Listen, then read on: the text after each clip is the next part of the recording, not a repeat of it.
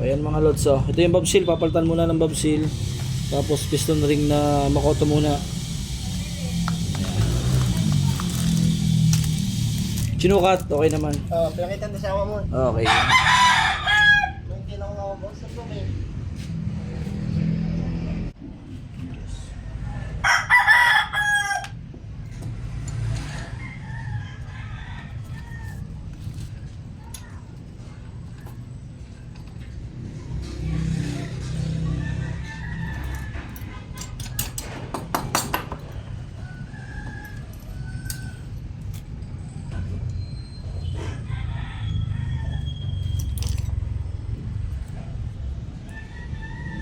Ng valve seal.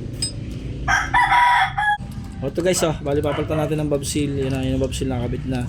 Salagay na natin yung valve spring. Yung valve spring naman madali lang na may lagay.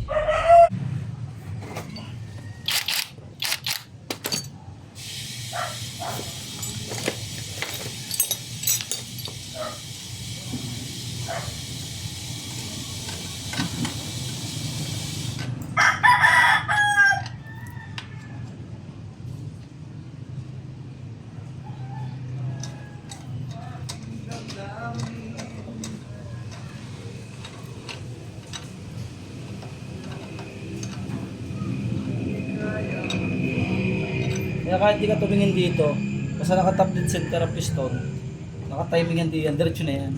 Oo? Basta pantay ang piston sa ibabaw. Yun ang timing yan.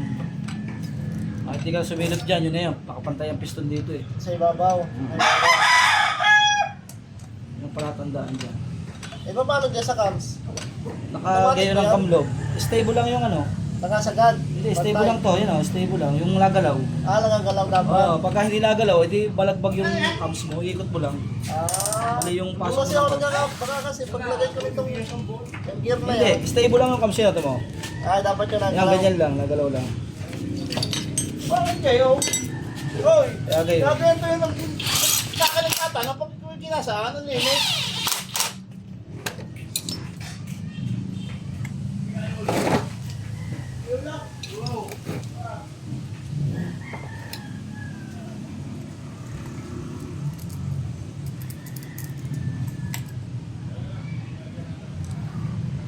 Mahaba na ang kadena eh. Pero tahimik naman eh. Oh, hindi, kumbaga malapit na. Oo. Kakaunti na eh, mahaba na. Kumbaga kakaunti na. Pagka naka ano na, wala na.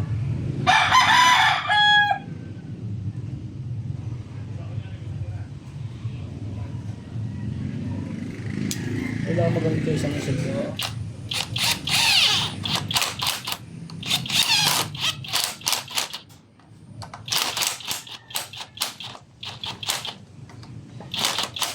Dahil ito, dapat eh, ganyan mo. Kakaunti no. Pero ayos pa din, hindi kakaunti na nga.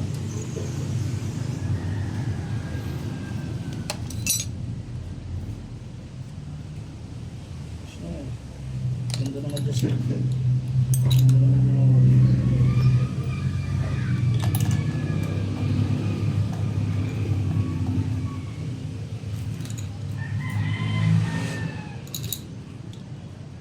Ako na rin pala ako.